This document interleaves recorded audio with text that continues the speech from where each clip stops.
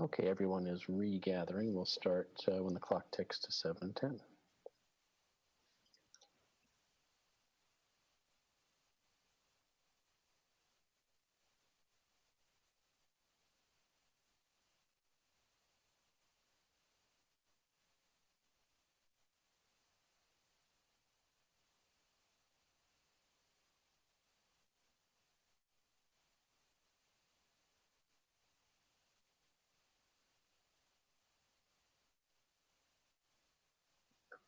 Okay, it's 7:10 and we are reconvened. We're heading to item number 6, an information item on the Neighborhood Planning Initiative's East Central Area Plan. Kurt Upton and Scott Robinson to present. Hi, thanks, and thanks for having me back again after a few hours here. Scott Robinson with Community Planning and Development. Also have Kurt Upton will be presenting on the East Central Area Plan. There you go. So I think this is the 4th time we've come to you to speak about the East Central Area Plan. The previous times, I believe it's been in combination with the East Area Plan, but today we're just talking about the East Central Area Plan. And the reason we're coming again today is we are approaching the end of the process, and we expect to be back before you on September 2nd for a public hearing on the plan. So we just wanted to get in front of you one last time as an information item to provide some background on the plan and what's changed since the last time we spoke to you, I believe, back in May. So that's basically what we'll go through pretty quickly here, and then we can move on to questions and discussion. So just first, for those of you who may not remember, the East Central Area Plan covers 6 neighborhoods on either side of Colfax between Broadway and Colorado. So 6 neighborhoods here in the heart of Denver. We've been working on this plan for 3 years now. It's involved a robust public engagement process. Throughout that process, throughout those 3 years, with over 3,500 participants involved in the plan, we've received over 10,000 comments on this plan. And I'll go into a little more detail on what that has involved. We've held a number of different varieties of community engagement. I won't read through what's on the slides, but we've had a number of community workshops. We've gone out to neighborhood organizations and other groups within the area. We've had focus groups, specialized groups talking about specific details. We've done online surveys that have gotten thousands of responses. We've held office hours. We've gone out into the community. This is all sort of the basic community engagement, that typical stuff we do on most plans. We've also done a lot to raise awareness about the plan, get the word out, issuing newsletters. As I said, we've come to planning board 3 previous times. We've gone to pop-up events. We've put out flyers and other things. We've gotten local media to cover the plan in a variety of outlets. We've also tried to ensure that the outreach was as inclusive and as equitable as possible. So at all of our community workshops, we included Spanish language translation, also offered childcare and food to try to make as many people be able to participate as possible. All of the flyers we distributed were in English and Spanish. Everything, or all our website is ADA compatible, works on computers and smartphones. It also has an auto translation feature to a multitude of languages. And we've also offered hard copies of plan materials to anyone who asks for it, who doesn't have access to a computer or the internet. With all that, we sort of measured our outreach or our engagement, who we were talking to, who we were hearing from, and where we noticed gaps, we tried to target outreach to fill those gaps. So we've done a number of targeted outreach activities aimed at seniors, aimed at people experiencing homelessness, aimed at schools, and then in particular aimed at people who live in apartments. We noticed early in the process that a group we were hearing less from was younger renters, especially in Capitol Hill and North Capitol Hill. So we worked with some apartment management companies to get the word out about the plan, and that did increase our engagement from those groups. So over the last 9 months, we've been working on the draft area plan. We released the first draft back in November of last year. It was available for review and comment for 5 months until April of this year. After we closed that, we took about 6 weeks to review all those comments and make updates to the draft plan. Released a new draft right at the end of May. That was open for about a month, the month of June. Again, closed it on July 1st, updated it again, and just a couple of weeks ago released a third draft of the plan, now available on the website. So through that 6 months of public review of the draft, the 2 versions of the draft plan, we received over 3,000 comments from over 300 different people who participated in the review. So a lot of those comments were on small changes to the plan, clarification, wording changes, fixing mistakes or typos. But out of all those comments, we did make 107 substantive changes to the draft plan. So we did listen to what the community had to say, and we did make quite a few significant changes to the plan based on that feedback. I'll go over some of those changes in more detail in just a minute. But first wanted to sort of refresh you on what the priority recommendations of the plan are. So we have 6 priority recommendations that I'll go through fairly quickly here.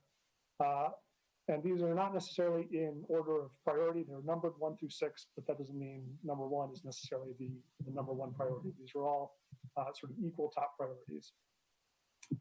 So the first one we'll talk about is strengthening the local economy, both in terms of jobs and in terms of small businesses.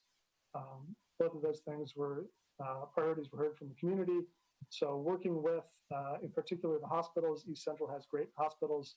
We've talked to them, and they are eager to partner with the city and other organizations to create opportunities to create more and better jobs, and then also helping the small businesses, particularly along Colfax. It has a great character along there, but with the bus rapid transit coming in, we know that can have a significant impact on the businesses. So we want to be proactive about helping those businesses get through the construction process and prosper with the sort of the changed character of Colfax when the bus rapid transit comes in.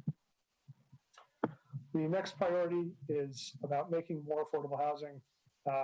As we know, throughout the city, affordable housing is a major concern. In East Central, today, there's a shortage of 3,000 affordable housing units.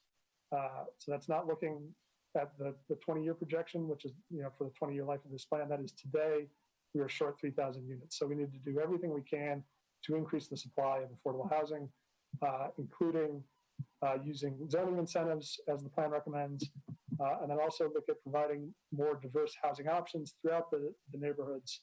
So not just concentrating new growth along the centers and corridors where we want to direct the majority of that growth, but also allowing more growth within neighborhoods in a compatible fashion.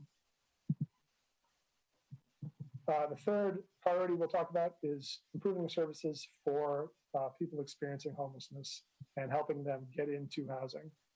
So we know there's always a fair number of people within the East Central area who do not have houses to sleep in.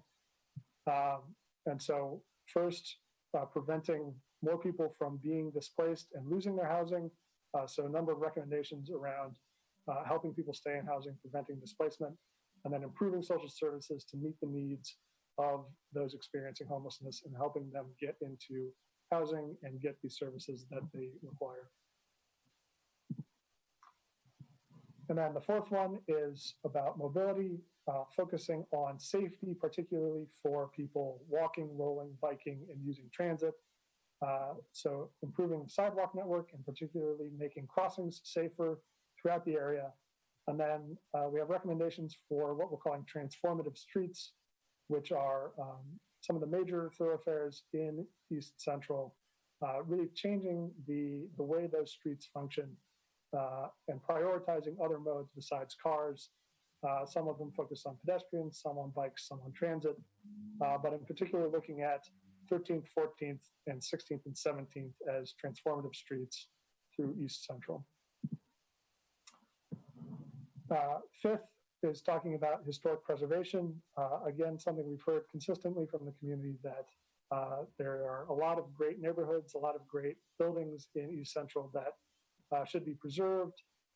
So enhancing adaptive reuse, incentivizing that, creating more opportunities for adaptive reuse of existing buildings, looking at other tools to incentivize preservation, and then also adopting standards for better design for new buildings and additions so that they fit in with the historic character of the neighborhood.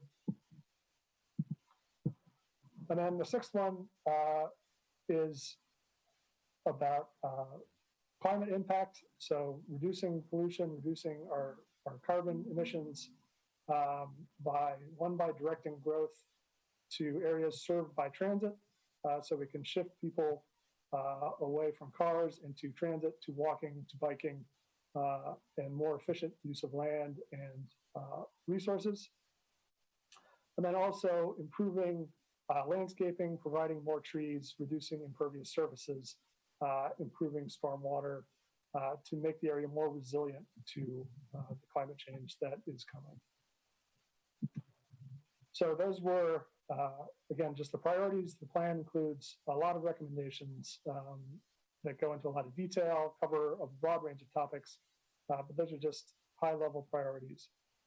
And then going into the substantive changes that we've made to the plan since we last talked to you in May. The plan's basically divided into four topic areas. So I'll go through the highlights. I won't go through all 107 changes. Those are all up on the website if you want to take a look at those, but just some highlights for what has changed. So under land use and built form, there were concerns about the affordable housing incentive recommendation for areas along Colfax, basically that buildings could go taller if community benefits focusing on affordable housing were provided by the developer. A lot of concern that that wasn't well defined enough, so we've added more definition and more requirements about what that would mean, focus on how that should function, what kind of affordable housing we're looking for, that the affordable housing needs to be provided on site, that city council needs to approve this either as individual rezonings or as an overall program to incentivize affordable housing, where they could detail the levels of affordability and all of those individual aspects of it. Tied to that, there was also concern about the impacts on surrounding neighbors of additional height. So we want to coordinate improved transition standards with these allowances for additional height and community benefits. There are also questions about the recommendation to integrate more missing middle housing into established neighborhoods. So we added more definitions to that, what types of affordable housing or what types of missing middle housing are appropriate for which areas, how they apply, and how ADUs factor into that as well, accessory dwelling units.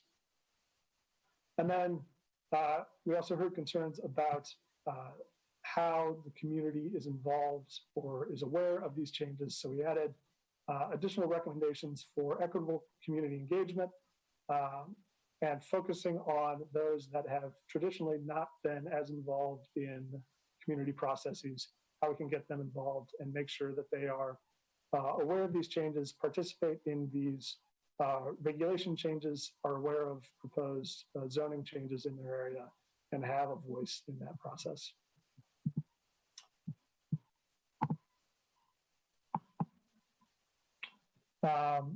Second topic is economy and housing. focusing more on the economy side, more recommendations to better support small businesses. So expanding the fee waiver or deferral recommendation to all businesses in the area. Looking at the impacts of construction, not just the proposed BRT, but all construction in the area, how that impacts businesses and how we can help mitigate those impacts so businesses can thrive throughout the area. Also the impacts of on-street parking on local businesses, making sure that that is taken into account as we change traffic, street use, and parking regulations.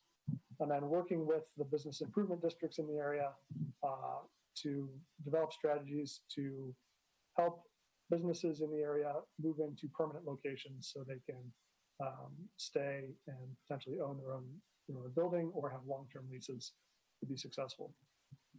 And then on the housing side, added more recommendations around preventing displacement and helping residents stay in their existing homes. A recommendation about exploring a no net loss policy. So this would be if affordable housing is lost, it comes out of covenant or is torn down in the area, replacing that at a one-to-one basis. So we do not lose any affordable housing units in the area. More details on the types of housing and affordable housing we need to supply, including low-income households, very low-income households, multi-generational living, aging in place, residents with disabilities, and support services. And then more language about encouraging homeownership and providing financial and technical assistance to homeowners so they can, again, stay in their houses. The third topic is mobility. Again, focusing on safety. So the plan has called out multiple intersections in particular for safety improvements. So more intersections were added to that list of needing short-term safety improvements.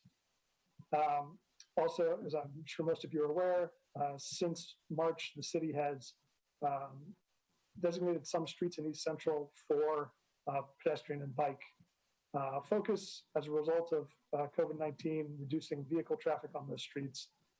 So making sure that we're learning from those pilot projects and building on what we've gained through that. There was a request to see more north-south streets designated as transformative streets. So we've added the Corona and Downing couplet as transformative streets, added pedestrian priority to 16th Avenue. Before it was just focused on bikes, but in part because of what we've seen with the partial shutdown due to COVID-19, we also want to make that a pedestrian-focused street. And then adding an additional bikeway on Pennsylvania Street. And then last but not least, quality of life infrastructure, which is sort of everything else in the plan: parks, schools, healthcare.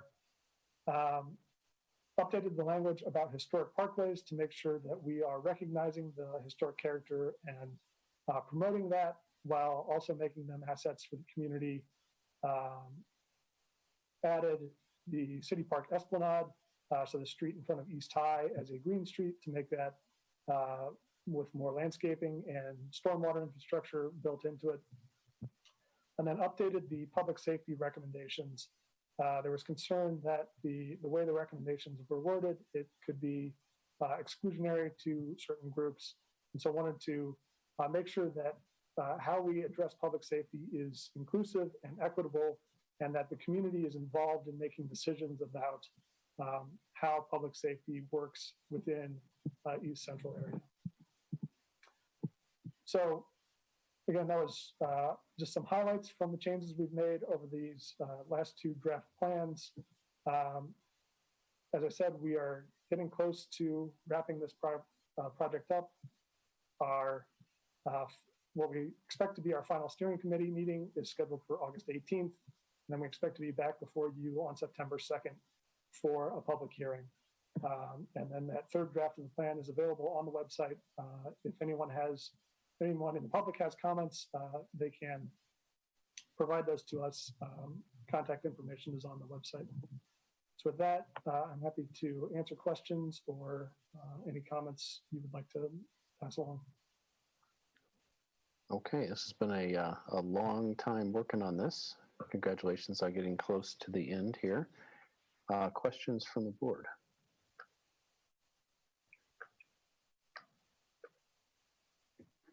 Heidi. Hey, Scott. I just have a quick question on the engagement. One was just total curiosity. How many people attended the office hours? I'm just curious how well those worked, who attended, what questions people had. And then my second question is kind of the pre-COVID engagement and post-COVID engagement. I was just curious, you had some really wonderful big numbers in terms of engagement. And I was curious about how many of those are like an estimate of how much of that happened prior to COVID and how much that happened kind of March forward. Yeah. So on the office hours, we started those in March of this year. So we started them in person, and then we had to switch to phone and video conference office hours. So on that, we didn't get a ton of participation in those in East Central. We talked to maybe 10 people, I think. And so that was really a supplement to all the other outreach we had done just for people who had specific questions about the draft plan that was out at the time. And then as far as what changed since March, obviously, where we were in the process, we didn't have any big public meetings or in-person meetings anticipated. So we didn't have to reevaluate any of that. It was really having the draft plan out for people to comment on, and then if people had questions or wanted to discuss things with us, we were open to that. So we were able to do that over the phone or over things like Zoom. So we continued to meet with groups. We presented to RNOs virtually, but we didn't have to deal with sort of big public meetings at that time. So is it fair to say that of the big numbers that you showed, like 3,000 people participated in some way, that like 95% of that would have taken place before COVID? Is the plan when the draft plan was out? Right. Yes. Yeah. It was mostly some of those numbers on that last slide of the public engagement, which was people who participated or commented on the draft plan. That was most of, or about half of that was sort of post-March. But other than that, most of the big engagement was done over the last 3 years before March of this year. Great, thank you. Okay, the queue as I have it is Ignacio, then Gosha, Don, Andrew, and Aaron. Ignacio. Thank you. So as usual, really good work. A couple questions actually. The first one is on process, and so you listed right there on the beginning that you had 3,000 comments and so on, of which 107 were substantial comments. So what does make a substantial comment, and how does that change the policy draft? And two, has to do with your chart on the planning need indicator scores. How did you determine those, especially the policy and regulation part? Curious to see that North Capitol Hill and City Park West are kind of the more needy neighborhoods of the six. Thank you. Yeah, so to your first question, right, we got about over 3,000 comments. As I said, most of those were sort of small changes. So if it was rewording something or fixing a mistake that didn't really change the substance of the recommendation, we didn't count that as a substantive policy change. And then, a lot of those were saying the same thing, or people agreeing with each other, or the system we used allowed sort of conversation back and forth between the public. And so some people would make a comment, and then people would either agree or disagree, and we got some good back and forth on the platform as well. But what we considered a substantive change was if we were adding a new policy or significantly rewriting policy so that it changed the way it would be implemented or who it would impact or how it would operate. And then as far as planning need, I think you're referencing what's in the NPI strategic plan, which goes into how we decide which areas to plan for in which order. And so, those evaluations were done about 4 years ago in determining which plans to do. I believe the measure that you mentioned has to do with the age of the plans in place and how much old code zoning is still in place in an area. So these areas have some older adopted neighborhood plans and some amount of old code zoning still in place.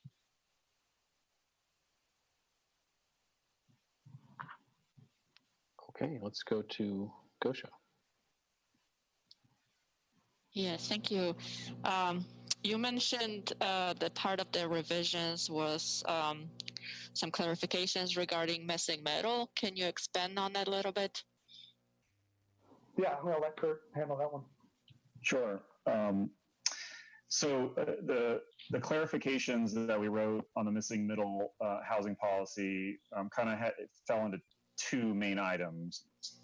The first was just acknowledging some of the unique attributes of the East Central area, especially where missing middle would apply, such as in Congress Park, where there are some stormwater issues. And so making sure that as missing middle housing is developed in those neighborhoods, that stormwater management practices are encouraged. Secondly, the policy was clarified on how to apply it to single unit places. Most of East Central, as I'm sure most of you know, is not single unit. There's two small portions, the southern portion of Congress Park and the northern portion of City Park West that are single unit primarily. And those two areas are also historically significant. So we've partnered with Discover Denver earlier in this process to do a historic survey of the entire East Central area and mapped out which met the criteria for historical significance. And so in those areas that are both single unit and historically significant, we've clarified that there is a requirement to preserve the house in order to get one additional unit. So that as a concept had been out in the public since the very first initial draft in May of last year, but we added some clarity around how it would apply and when it would apply. And so we consider that a change that met the standard of being substantive, meaning that people really clearly could see how single unit areas would be changed by this recommendation. Can I just ask a follow-up question? Have you given any considerations to affordability as related to how many units are allowed on zone lots to get to affordability levels that are desirable? Yeah, we did add in that affordability is something that we want to look into as we're creating the regulations. It's certainly a value and a goal in the East Central area. As Scott mentioned, there's a huge shortage.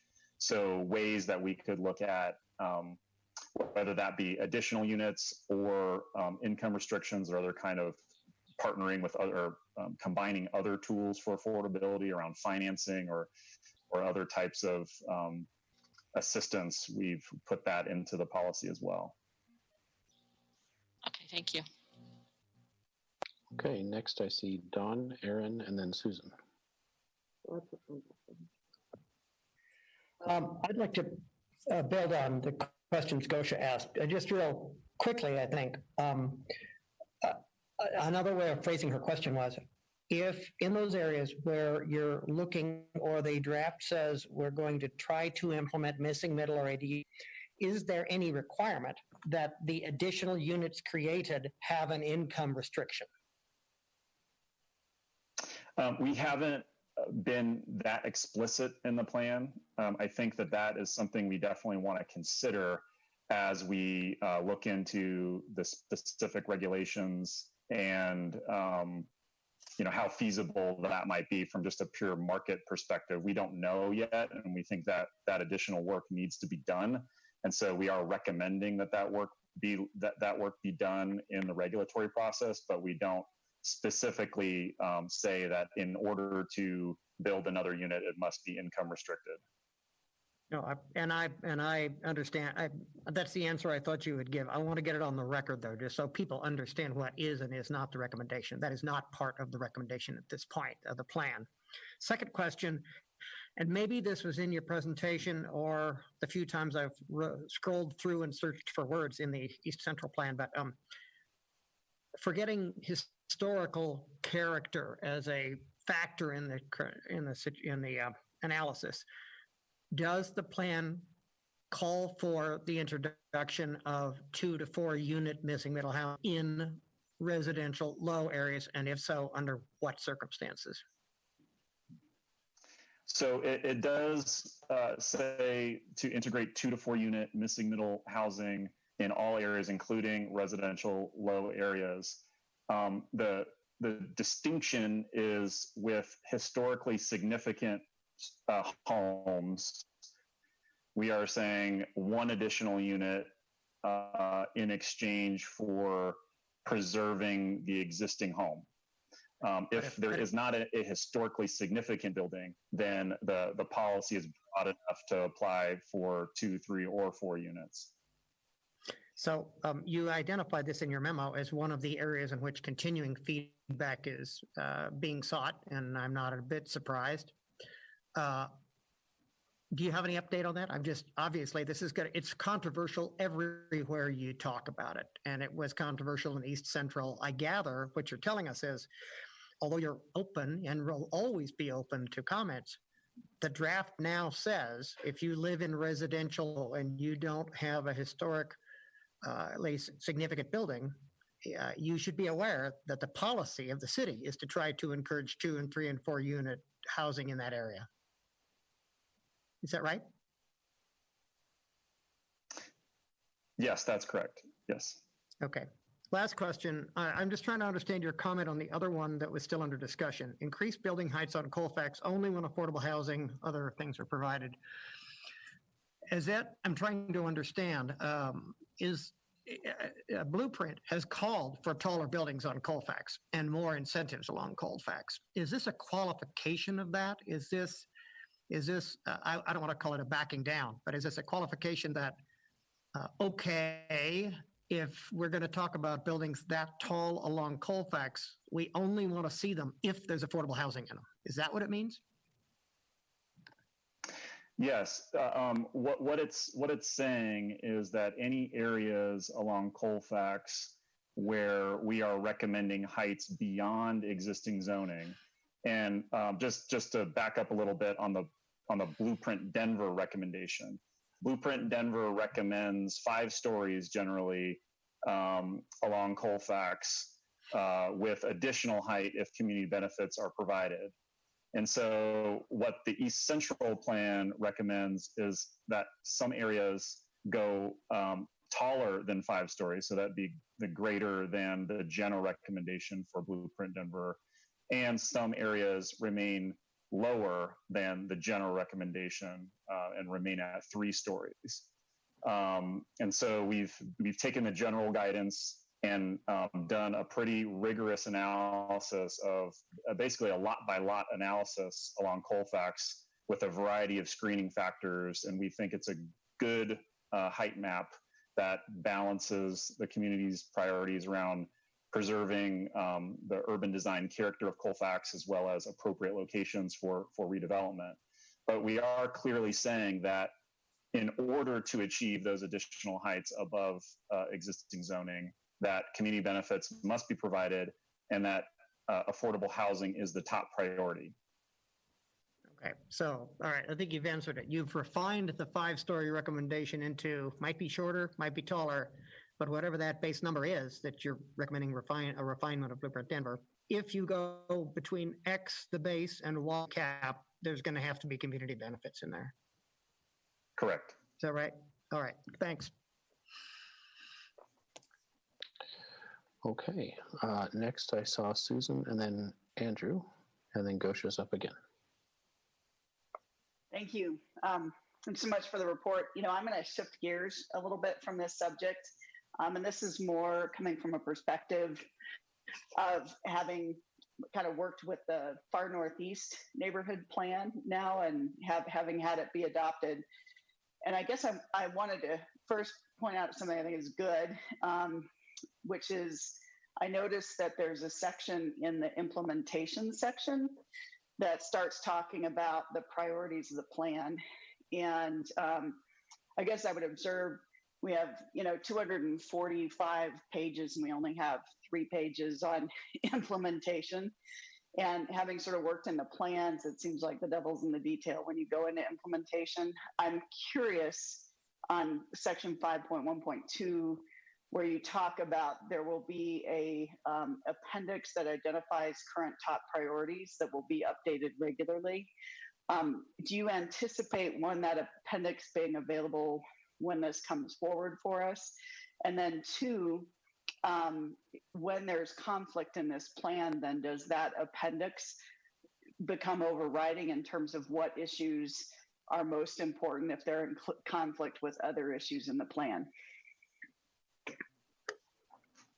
Yeah, so thanks for that, Susan. We are planning to put that appendix for your review. It's essentially basically compiling recommendations into a tabular format, similar to what we did with Blueprint Denver. And obviously, we think it should be in the appendix because, for technical reasons, basically, because we want to be able to change those without going back through a adoption process. So the table will essentially compile the recommendations in sort of an easy to manage format. There are priorities that are already recommended in the plan, as Scott went through in his first few slides. There are several priorities that we have highlighted. There are the mobility recommendations, so all the transportation infrastructure recommendations are prioritized in based on time frames. So the appendix implementation table will kind of make an easy to use format of which transportation projects we want to focus on moving forward in the near term, so less than 5 years, and then others that are longer term, and make those distinctions. In terms of how those recommendations get updated, it's basically a question of timing. And so if there are recommendations that need to be shifted in terms of their priorities, we have the ability to do that. Basically, if we make a finding that there's available resources that we did not know were available at the time of the draft plan, such as a grant program that we're able to leverage, or if, for example, there's a changing circumstance where maybe there's a very high crash intersection that warrants us reprioritizing some of those recommendations based on those changing conditions, we have the ability to do that. And that's why we've decided to put those types of kind of timing recommendations in an appendix document. Is there going to be any mechanism for, this is a uber priority versus other priorities, so that if another priority is in conflict with something that's a major neighborhood goal, that the major neighborhood goal overrides that smaller objective? Yeah, I mean, I think one of the ways that we'll look at that particular issue is going back to the measurable goals that we have in the plan. So we've laid out in every chapter of the plan, we've said this is how we're going to measure progress towards the vision. So for a simple example would be safety improvements with transportation infrastructure. And so if in that example, there's like an Uber super important project, but maybe a very localized priority is emerging based on, an organized group of residents. I think what we would do is we would go back to what is our vision and what goals are we trying to accomplish, and which implementation project best moves the needle on that big picture priority. Thank you. I appreciate it. Okay, next I saw Andrew, then Gosha again, and Don again. Andrew.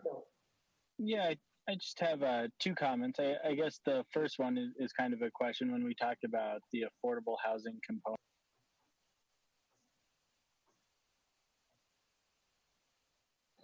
I think you hit the mute button there, Andrew. Oh, I certainly did. Okay, I will start over. I have two things to say.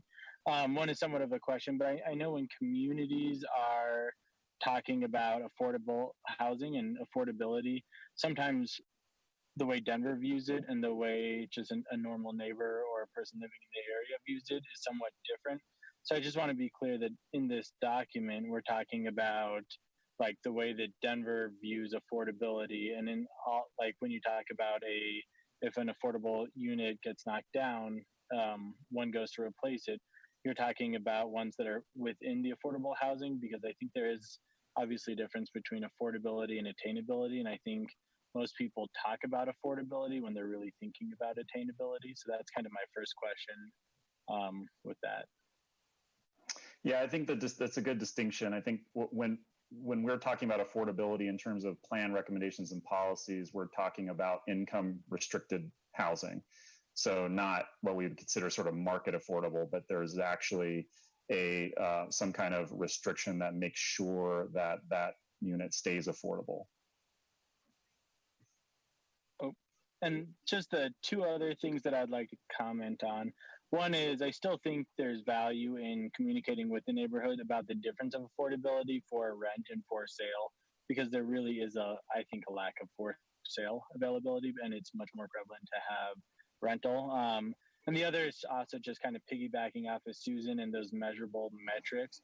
And I think that's one of the parts of Blueprint Denver that I kind of struggle with, is like the growth is like, we kind of know where 80% should go and then 20%, but then at least on the planning board, when we're looking at each individual rezoning, they say, oh, well, this is within the 20%, so that's fine. And I feel like we could probably use that for the next 20 years and are not actually measuring when we get to that 20% growth relative to the rest of the city.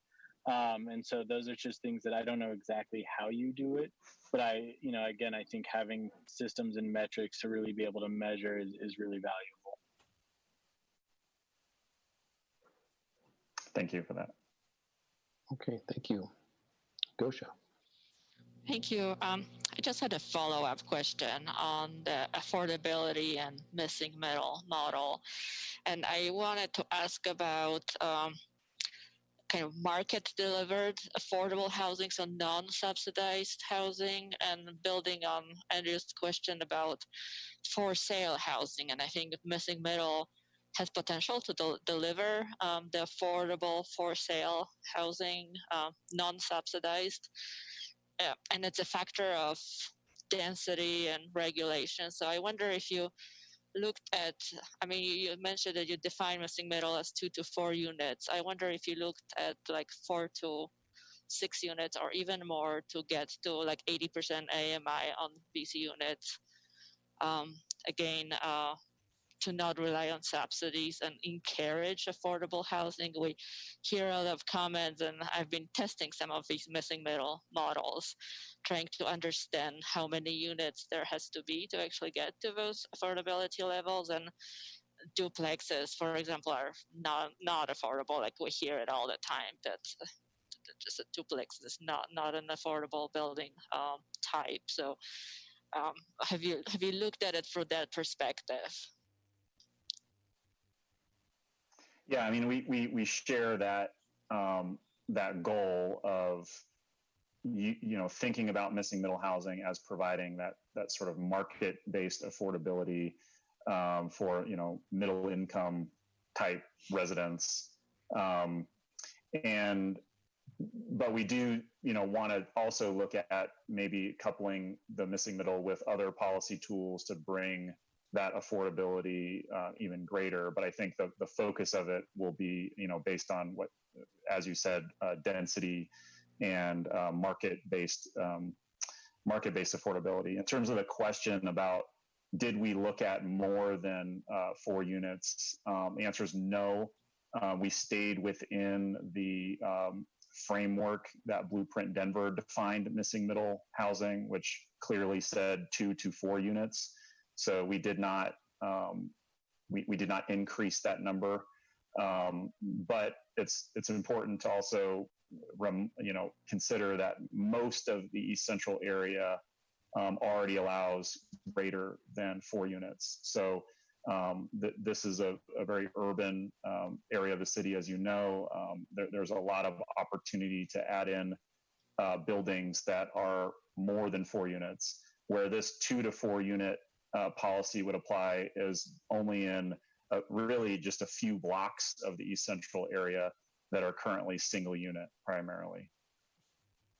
Yeah, I just want to emphasize that the 2 to 4 applies to the residential low areas. The majority of East Central is not residential low. It's residential low medium, high, or centers or corridors. In those areas, we do have recommendations about encouraging things like townhomes and small apartment buildings that would be that sort of 4 to 20 unit missing middle. So we do address that outside of the residential low areas. Thank you. Okay, I don't see any hands left. Again, congratulations on getting this far. I'm going to leave my questions because I just have some really picky things I'll follow up with you on, but big picture, I'm glad you're getting there and look forward to the public hearing. Good job. Good job. Thank you.